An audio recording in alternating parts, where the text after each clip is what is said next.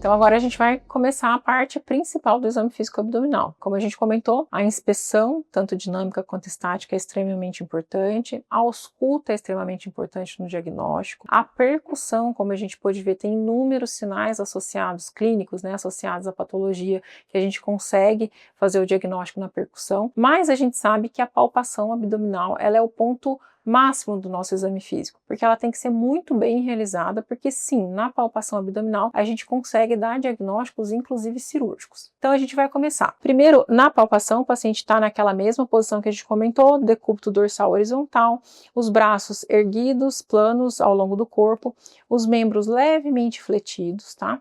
Então a gente deixa o paciente confortável na medida que a gente consegue, e antes da gente iniciar a palpação, né, quando o paciente está em decúbito, se tiver uma dor extrema, algum sintoma mais grave, o paciente já não vai tolerar nem a nossa posição, nem a posição em decúbito dorsal. Mas, por exemplo, uma criança com apendicite, ela não consegue ficar com os membros inferiores retos, lineares. Ela traz ali o joelho junto ao abdômen, porque ela não tolera esticar, isso é um sinal de peritonite, né? Então, se o paciente já tem dor nessa posição, se ele já não tolera ficar em decúbito dorsal, a gente também já tem diagnósticos associados a isso. Então, a palpação superficial, primeiro, a gente vai levar a mão ao abdômen do paciente, com calma, tranquilidade, sem apertar nem nada, e a gente vai sentir aqui. Primeiro, a temperatura da pele, se tem uma tensão da parede, se não tem uma tensão da parede, se o abdômen dele está rígido já na parte superficial. A espessura dessa parede abdominal, é um paciente que tem um peso adequado, é um paciente que está obeso, ele tem uma obesidade visceral grande, a espessura da parede é muito fina, ou é um paciente que tem uma musculatura mais projetada, mais proeminente, isso a gente consegue perceber tudo na palpação superficial. Se o paciente tem alguma sensibilidade superficial à palpação, porque não é uma palpação para a gente gerar dor no paciente, é uma palpação para a gente entender ali a parede abdominal do paciente. Se ele já tem dor aqui, também já me diz bastante coisa. A palpação superficial eu faço em todos os quadrantes, geralmente o que eu oriento para os acadêmicos, os residentes. Se o paciente tem uma dor na fossa ilíaca direita, a gente vai fugir dessa região de dor e vai palpar as outras regiões antes da região de queixa do paciente. Então, se a dor é na fossa ilíaca direita, eu vou para a fossa ilíaca esquerda, vou palpar superficialmente e venho no sentido anti-horário na nossa palpação. Lembrar sempre de palpar a cicatriz umbilical, epigástrio, hipogástrio, o hipocôndrio, tá? Sempre fazer a palpação completa. Por último, a gente vai na região de queixa do paciente. Já na palpação profunda, a gente vai falar de uma palpação de maior tensão sobre a parede abdominal. Então eu vou colocar as minhas duas mãos sobrepostas, né, à parede abdominal, e vou fazer uma pressão. Aqui eu vou procurar massas palpáveis intraabdominais, né, eu vou procurar uma dor importante do paciente quando eu realizo essa palpação. Eu vou também conseguir perceber o bordo hepático, né? Se o paciente tem esplenomegalia, eu também consigo perceber aqui. Eu vou conseguir perceber se o paciente tem alguma dor aguda, palpação em alguns pontos específicos da anatomia que a gente conversou com vocês. Em hipogastro, o paciente, se eu palpo profundamente, o paciente tem uma dor aguda, eu vou pensar em alguma questão da bexiga, alguma cistite, alguma questão de infecção ali da região uterina, né? Nas mulheres, ovários, útero. E aqui na fossa ilíaca direita, a gente sempre vai pensar em apêndice, né, primeiramente. Então, se o paciente tem alguma dor, alguma massa, ou se há descompressão, a gente consegue também ter um sintoma mais agudo. Na palpação profunda, além dos sinais, né, de dor, massas que a gente vai conseguir palpar, eu também consigo perceber os pulsos abdominais. O principal pulso abdominal é o aórtico. Então, na mesma posição da ausculta, eu também faço a palpação bimanual, tá? Então, uma palpação com uma pressão um pouquinho maior no abdômen do paciente, né? Eu faço junto ao reto abdominal esquerdo, ali no sentido lateral à cicatriz umbilical, né? E faço uma pressão um pouco maior para eu conseguir alcançar esse pulso aórtico. Vocês vão perceber a diferença entre os pacientes muito emagrecidos, às vezes vocês nem precisam fazer tanta pressão para perceber o pulso aórtico. O paciente um pouco mais obeso, talvez você vai ter que fazer bastante pressão e não consiga palpar o pulso. Então essas diferenças dos pacientes a gente vai ter com frequência. Outra coisa é a palpação bimanual ou em garra do fio. fígado, tá? Então a gente já aprendeu na percussão a hepatimetria. Então agora na palpação a gente também consegue fazer uma hepatimetria. A gente consegue aqui palpando, ó, e eu consigo perceber a borda hepática do paciente. Eu posso fazer a palpação tanto dessa forma, eu vir abaixo do paciente, de frente ao paciente, fazer a palpação dessa forma, ou eu posso fazer uma palpação que a gente chama de palpação bimanual em garra, tá? Que é nessa posição, tá? Eu consigo palpar a borda hepática do paciente, quantificar quanto que ela está abaixo do rebordo costal, né? Se é dolorosa essa palpação, né? O paciente com uma hepatite aguda, ele não tolera a gente fazer esse tipo de manobra aqui, tá? Então a gente consegue também na palpação profunda ter esse tipo de diagnóstico. Nós já fizemos a palpação bimanual do fígado ali, tanto em garra, né, quanto a palpação normal para a gente avaliar o rebordo hepático, mas agora a gente vai fazer um exame para palpar o ponto cístico, tá? Qual que é esse ponto cístico? Esse exame vocês vão fazer com frequência. É o sinal de Murphy, é o famoso sinal de Murphy. Então esse ponto cístico, a gente vai pegar principalmente ali a linha mamilar do paciente, tá? Abaixo, na região do rebordo costal, a última costela, a gente vem com as duas mãos, esse é o ponto cístico. A gente faz uma projeção da mão quase até abaixo do rebordo costal. Pressionei contra o rebordo costal, eu vou pedir para o paciente me ajudar. Vou pedir para ele inspirar profundo, puxa o ar, por favor. O paciente conseguiu puxar o ar e soltar o ar sem dor, a gente sabe que é um sinal de Murphy negativo.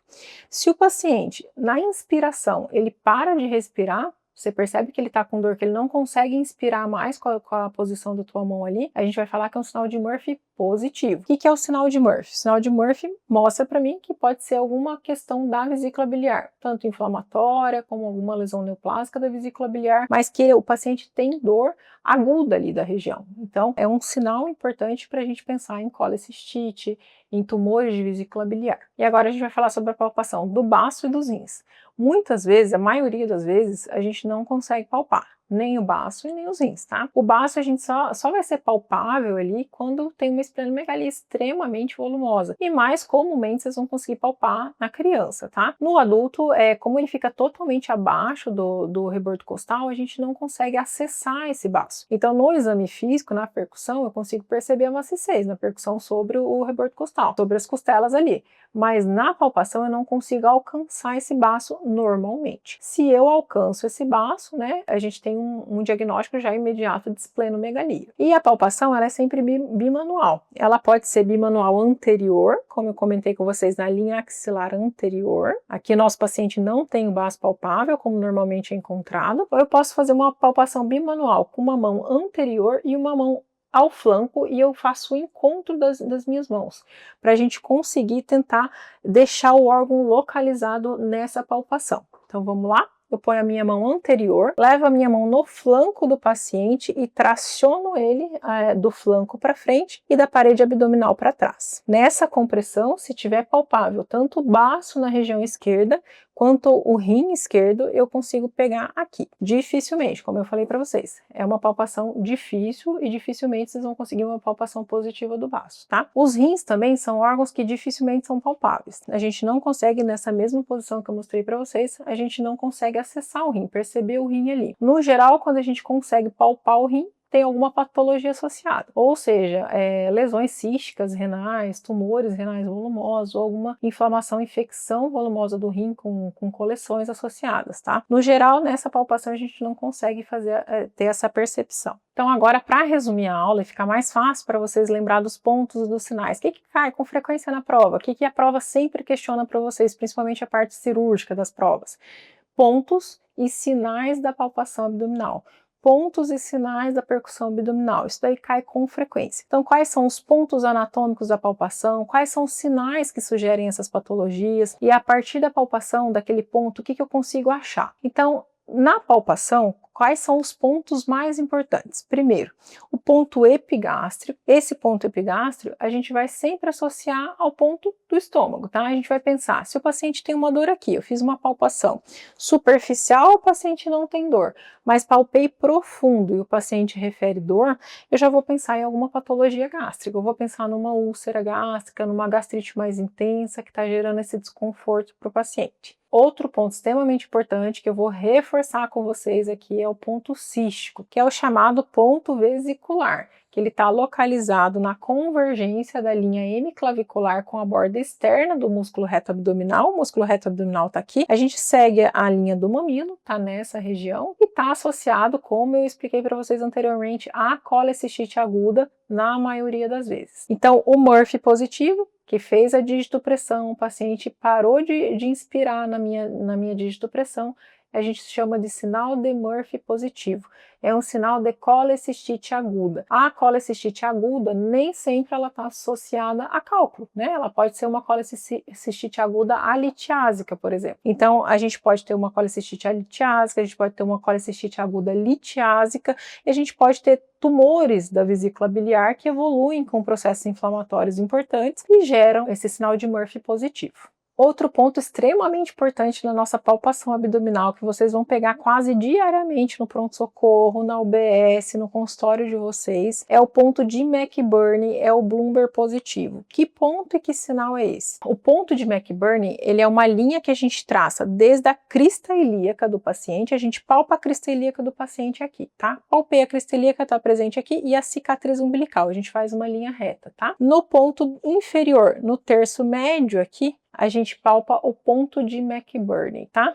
Esse ponto de McBurney é o ponto que eu vou acessar dentro da cavidade a posição no geral do apêndice cecal. A posição do apêndice é extremamente variada, né? Mas a gente sabe que nesse ponto de McBurney é a posição do seco. E o seco, ele projeta o apêndice cecal. Então, nessa região aqui do ponto de McBurney, se tiver uma dor ali, a palpação, né, descompressão brusca dolorosa, a gente já infere que tem um processo inflamatório ali associado. Esse processo inflamatório que a gente chama de apendicite aguda. Agora que a gente já conhece os pontos abdominais de palpação, a gente vai associar esses pontos aos sinais referentes a eles. Então, é de extrema importância que vocês lembrem desses pontos que eu vou falar para vocês, que é o mais comum que vai cair nas provas, como a gente já tinha mencionado. Então, retomando, o ponto epigástrico, o ponto cístico e o ponto de McBurney, tá? São os principais pontos.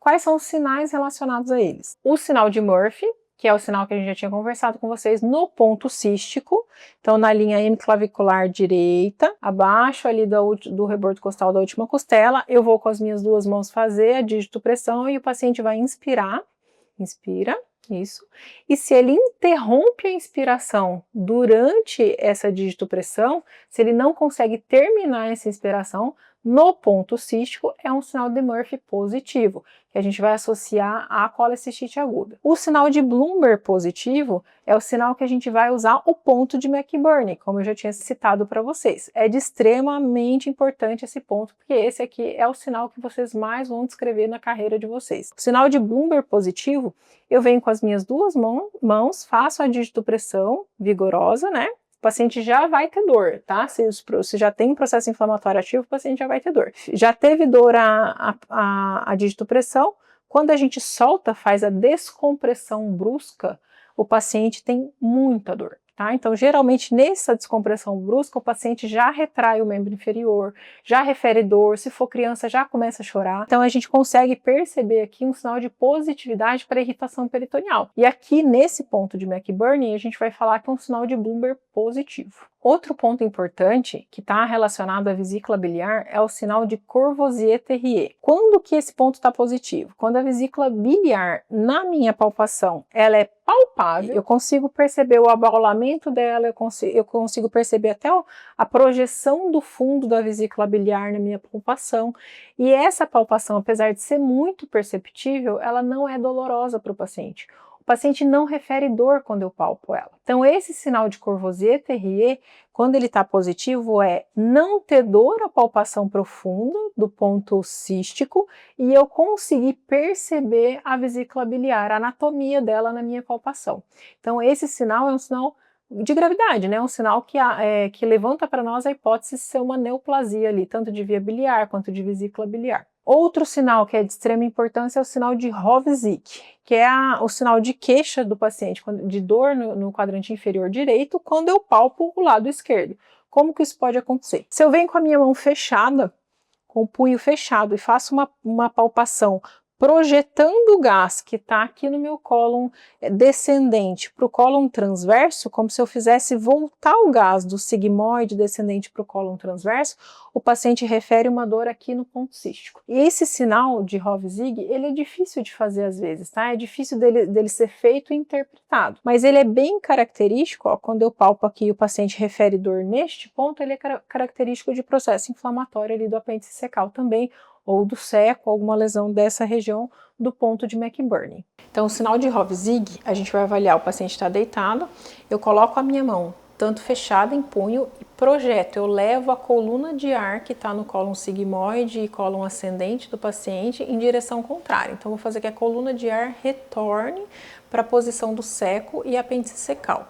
Esse retorno da coluna de ar gera dor no ponto de McBurney, aqui. Esse é o sinal de Hovsig. Eu posso fazer ele tanto com a mão fechada projetando ou quanto com a palpação projetando para cima a coluna de ar. O mais importante é que eu consiga trazer a coluna de ar do cólon esquerdo para o cólon transverso e cólon direito. Trazer de volta a coluna para gerar dor no ponto de McBurney. E um outro sinal importante é o sinal do obturador, que também a gente usa bastante, principalmente para criança, quando a gente vai fazer o diagnóstico de apendicite também. O que a gente vai fazer? A gente vai fazer a flexão, pode soltar a tua perna na minha mão, a gente vai fletir a perna do paciente, tá? E a gente vai fazer uma rotação interna desse membro, tá? A gente vai ver se nessa rotação o paciente tem dor, tá? Se o paciente na rotação ele relatar uma dor ali do ponto de McBurney, a gente vai saber que essa extensão dessa musculatura do obturador, ela também causa irritação no ponto de McBurney. Então, também está associada a processo inflamatório do local, possivelmente uma apendicite.